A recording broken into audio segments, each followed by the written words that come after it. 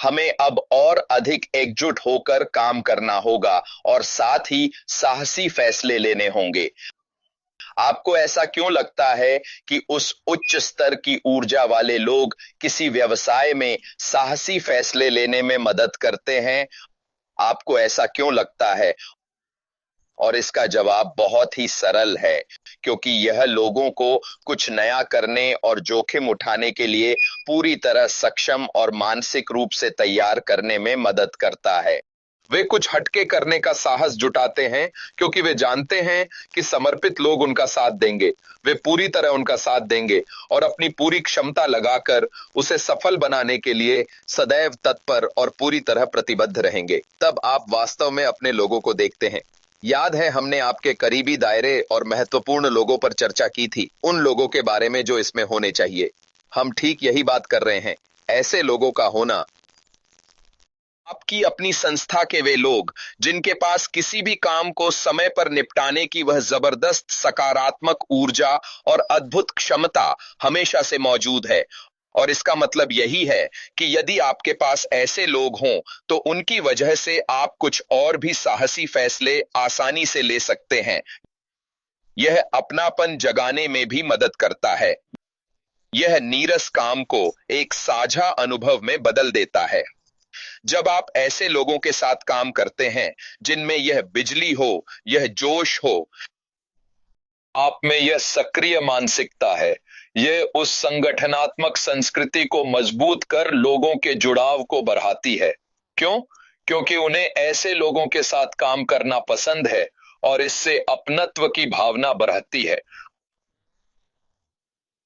आमतौर पर काम पर जाना किसी को भी अच्छा नहीं लगता।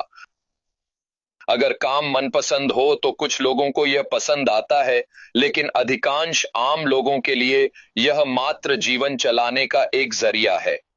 लेकिन अगर आपके पास एक ऐसा कार्यस्थल है जो ऊर्जावान, मजेदार, उत्साहजनक और खुशमिजाज हो, तो उस स्थिति में पूरा संगठन तालमेल में रहता है। उन्हें अपना काम करने में आनंद आता है और इससे वास्तव में काफी ज्यादा मात्रा में मदद मिलती है उस एकजुटता को बनाने में जिसकी तलाश आप अपनी उस संगठनात्मक संस्कृति के भीतर वास्तव में काफी समय से कर रहे हैं। सच कहूं तो मुझे लगता है कि हमारे समुदाय में भी यह थोड़ा बहुत मौजूद है। मुझे वाकई में ऐसा लगता है कि जिस तरह हम एक दूसरे के साथ हैं, जो बहुत प्रेरणादायक और सकारात्मक है, वह हमारी इस साझा यात्रा में हम सभी की वाकई में बहुत अधिक सहायता करता है। यह वास्तव में वही ऊर्जा और सकारात्मकता है जिसे हम साथ लेकर आते हैं, और यही वह विशेष शक्ति है जो हमें हर पल निरंतर आगे बढ़ाती रहती है। और इसके बिना मेरा यह दृढ़ विश्वास है कि बहुत से लोग निश्चित रूप से कहीं अधिक मुश्किल स्थितियों में होते। वे लोग जो रास्ते में पीछे छूट जाते हैं और जो इसे अंत तक पूरा नहीं करेंगे। यह ब्रांड के प्रति जुनून बढ़ाने में भी मदद करता है।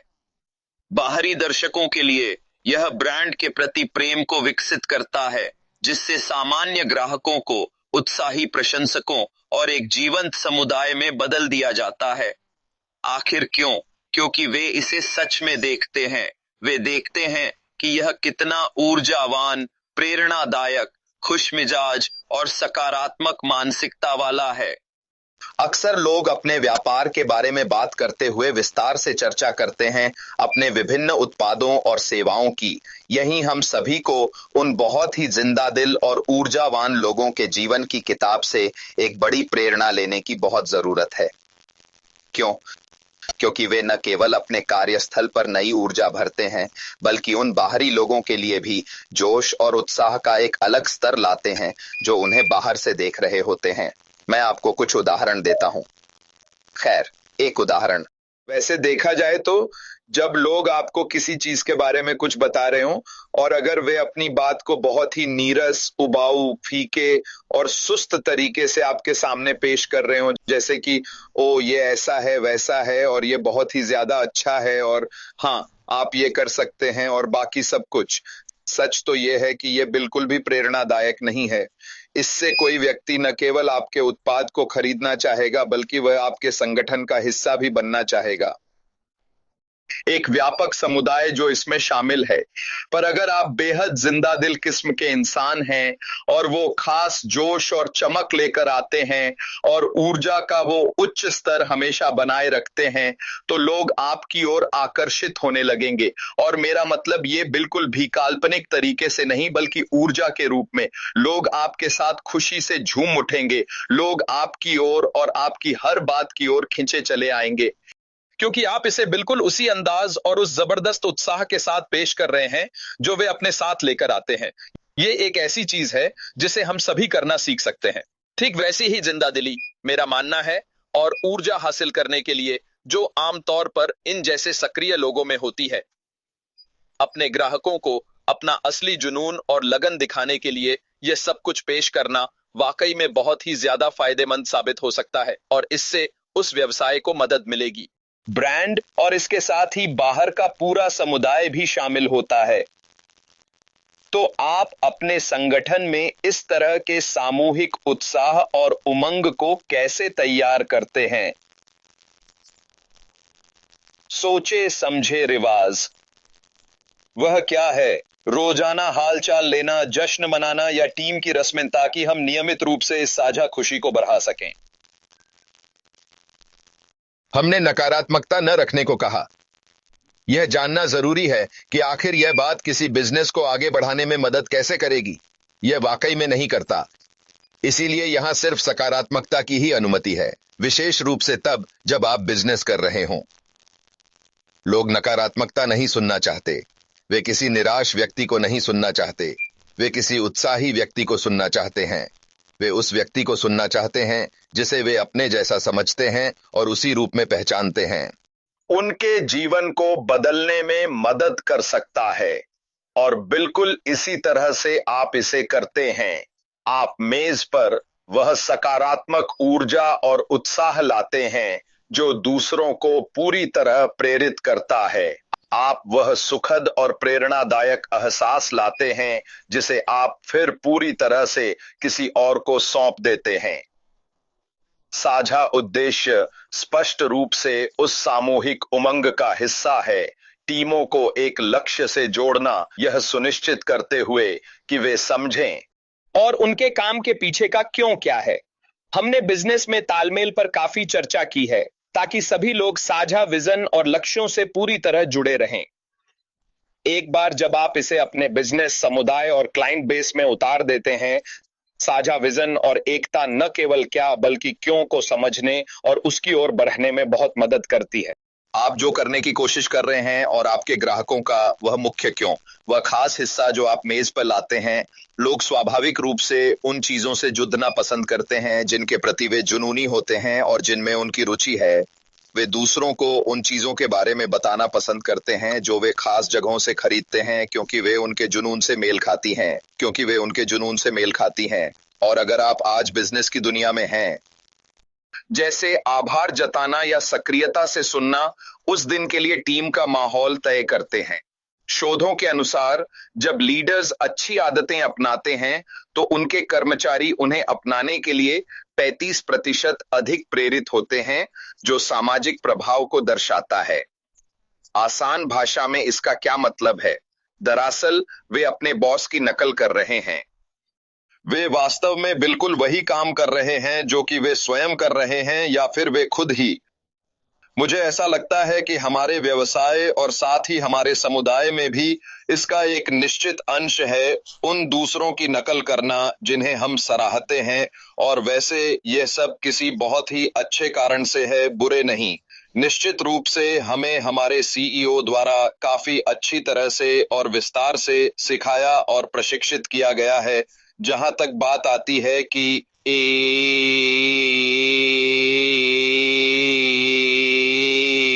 सहृदय मानवता के नाते दूसरों का ख्याल रखना, यह सुनिश्चित करना कि हम सही काम करें।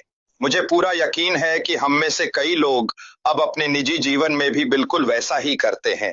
यह उसी व्यापक लहर के समान प्रभाव का हिस्सा है जो उन्होंने हम पर डाला है, और मेरी नजर में यह बुरा नहीं है। इसलिए यह वास्तव में जरूरी है कि आप समझें कि यह हर तरह के लोगों के लिए जितना सकारात्मक है उतना ही नकारात्मक भी हो सकता है।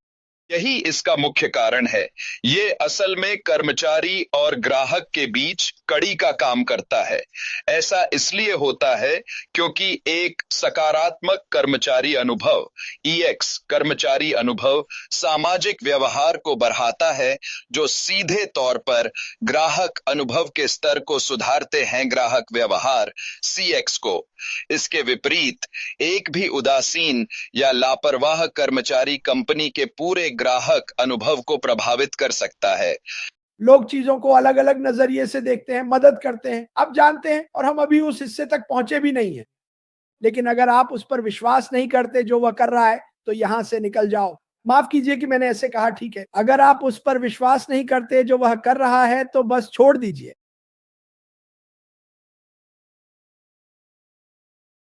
गुस्से में, और मैं उसके बारे में बुरी बातें कहूंगा, और फिर मैं उसे अपनी कंपनी में शामिल कर लूंगा। आप जानते हैं क्या, ये सबसे बेवकूफाना मार्केटिंग है जो मैंने अपनी जिंदगी में देखी है। दुख की बात यह है कि बहुत से लोग इस झांसे में आ जाते हैं। अगली बात, आप जानते हैं, मैंने आपकी किताबें खरीदी और मुझे कुछ भी हासिल नहीं हुआ। बिल्कुल, ये एक और डाइट है, ये एक और डाइट है जो आपके लिए काम नहीं आई। अब कुछ चीजें अलग अलग लोगों के लिए काम करती हैं। मुझसे कहते हैं 128 मैंने दुनिया की हर डाइट आजमा ली है, ठीक है, और मुझे क्या करना पड़ा, मुझे शोर को कम करना पड़ा, इन चीजों को देखना बंद करना पड़ा, इन चीजों को सुनना बंद करो। तुम जानते हो तुम्हें क्या करना है, ठीक है। यही मैं चाहता हूं कि तुम खुद से पूछो, तुम जानते हो तुम्हें क्या करना है। अगर तुम्हें लगता है कि तुम्हें हर एक एमएलएम आजमाना चाहिए जो तुम्हारे सामने आए, और इंटरनेट पर ऐसे लाखों, मैं कहूंगा हजारों हैं, आमीन, तो जाओ और करो, लेकिन जाओ और वही करो। मुझे इसी तरह पाला गया है। तुम एक चीज पूरी करते हो, तुम कुछ शुरू करते हो, तुम उसके साथ बने रहते हो, तुम उसे पूरी ताकत से करते हो, तुम उसे अपने घर तक ले जाते हो। ये तुम्हारे लिए फायदेमंद साबित होगा, मुझ पर भरोसा करो। यह इस कंपनी में भी तुम्हारे लिए फायदेमंद होगा। जहां तक शिक्षा की बात है, ये तुम्हें हैरान कर देगा।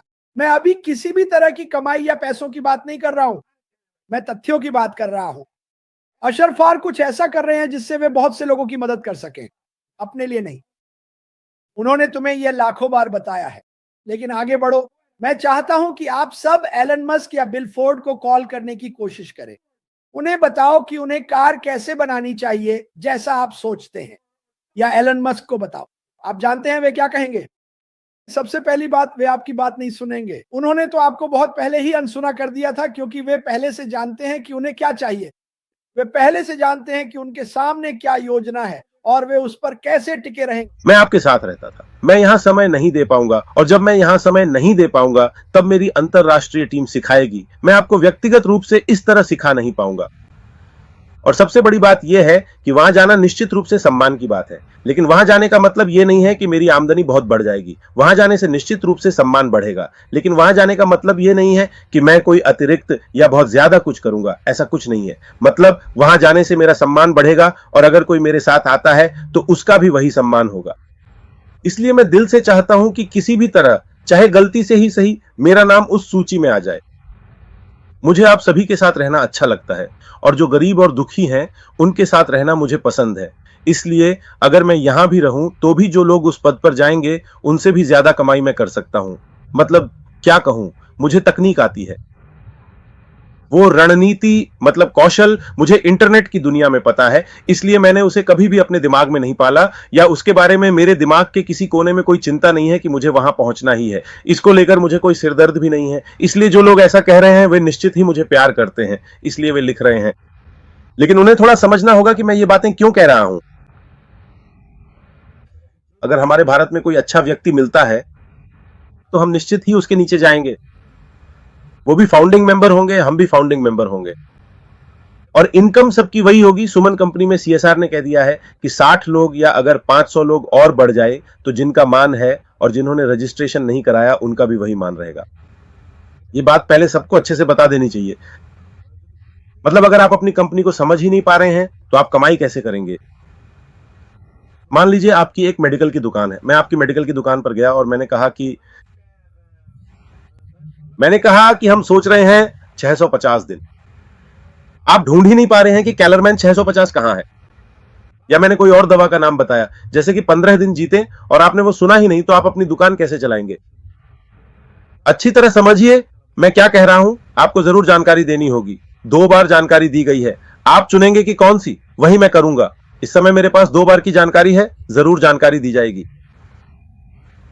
इसका मतलब है कि जो चीज समझाने की कोशिश की जा रही है वह आपको बतानी होगी कि आपकी फार्मेसी में मान लीजिए 50 लाख दवाइयां हैं, तो वे 50 लाख दवाइयां आपके दिमाग में होनी चाहिए। मैं सही हूं, किसी एक से रहना चाहिए सर, उनके लिए 50 लाख दवाइयां। अगर आप इन्हें अपने दिमाग में रख सकते हैं तो आप अपने आसपास की दुकानों से मुकाबला करके ज्यादा कमाई कर सकते हैं, और जो भी ग्राहक आएगा वह जो भी दवा मांगेगा वह दवा आपके पास नहीं होगी। आपको इसे अपनी नोटबुक में लिख लेना चाहिए, उन दवाइयों को मंगवा कर रखना चाहिए ताकि कोई भी महिला ग्राहक आपके पास से खाली हाथ न लौटे। इस बात को आप अपने दिमाग में रखें, यही CSR हमें मुख्य रूप से सिखाना चाहता है। तो जब हम अपनी कंपनी में शामिल हुए, उसके बाद हमने एक नई कंपनी देखी, कंपनी क्या है, उसके कौन कौन से प्रोडक्ट्स हैं, आगे क्या लाने वाली है, अब तक क्या क्या बनाया है, ये सब हम देख सकते हैं। लेकिन सर कह रहे हैं कि हम इन चीजों पर सार्वजनिक रूप से चर्चा नहीं करेंगे। सर ने साफ साफ कह दिया है कि हम इन बातों पर सार्वजनिक रूप से चर्चा नहीं करेंगे, हम सोशल मीडिया पर भी चर्चा नहीं करेंगे। क्यों? उनके पहले के अनुभव से सोशल मीडिया पर इतनी ज्यादा बातें कहने की वजह से ही हमें नुकसान हुआ है। आप खुद सोचिए, मैं कुछ उदाहरण देता हूं, आप खुद भी समझ जाएंगे। मतलब हमारे कमाल सर, हमारे नाजिल सर, हमारी सोहा मैम थी, उनके बहकावे में आकर सीओ सर ने क्या किया था, हमारा कितना पैसा खर्च हुआ था। 1 बजे स्टेशन नाम से करना पड़ा था, इसकी कोई जरूरत नहीं थी। हां, वो 1 बजे मार्केटिंग हो सकती है, एक तरह की मार्केटिंग स्ट्रेटजी, जरूरत नहीं थी। शॉपिंग मॉल में जो किया जा रहा था वो 1 बजे की मार्केटिंग स्ट्रेटजी या जरूरत नहीं थी, क्योंकि कमर्शियल लॉन्च से पहले जरूरत थी, उसके बाद करना चाहिए था। और यह सब जानबूझकर गलत करवाया गया ताकि सीओ सर को हटाया जा सके, सीओ सर के परिवार को खत्म किया जा सके और कंपनी के कुल 8 लाख रुपए हड़प लिए जा सके। आप खुद ही समझिए, तब आप समझ पाएंगे। जाइटेक्स ग्लोबल बिल्कुल परफेक्ट है, और जो भी कंपनी हमारे पास आती है वही कंपनी मौका पाएगी। आप सोचिए, कौन सा सीओ दुनिया में अपने कंपनी के लोगों से कहता है कि हमारे यहां जो लोग पढ़ाई भी नहीं जानते उनके साथ मैं कंपनी का नाम ऊंचा करूंगा? क्या आपने कभी ऐसा सोचा है? शायद मैंने कई बार कहा है, उस समय आपने सुना फिर भूल गए। सोचिए, जिस व्यक्ति के साथ आपका नाम गिनीज बुक में दर्ज होगा, उसी व्यक्ति को हम नमस्कार करने के बजाय उसके बारे में यूट्यूब पर बुरी बुरी बातें फैला रहे हैं। जो व्यक्ति इस दुनिया के भ्रष्टाचार को सुधारने के लिए आया है, और सुधारना इतना आसान नहीं है, इसलिए जो लोग भ्रष्टाचार में डूबे हुए हैं उन्होंने ही कंपनी को तोड़ दिया, कंपनी के पैसे का गबन किया गया है। वो सर खुद भी जानते हैं कि पूरी दुनिया में ह्यूमेट को अपडेट करना मैं खुद हर गांव गांव जाकर नहीं कर सकता। इसी वजह से आज आप लोगों को यह जगह मिली है, यह काम मिला है। फिर बहुत लोग क्या करते थे, ब्लैकमेल करते थे, मेरे नीचे तू है, अगर मेरी बात नहीं मानी तो ये करना पड़ेगा, वो करना पड़ेगा। बांग्लादेश में ऐसा हुआ है, मैंने आपको बताया था। इसलिए इस कंपनी में ये सारे इन्वेटर, ये ब्रेजर जैसे शब्द हटा दिए जा रहे हैं। इस नई कंपनी में न तो इनवाइट रहेगा, न ही वो फाउंडर वगैरह कुछ रहेगा। क्या ये सब रहेगा?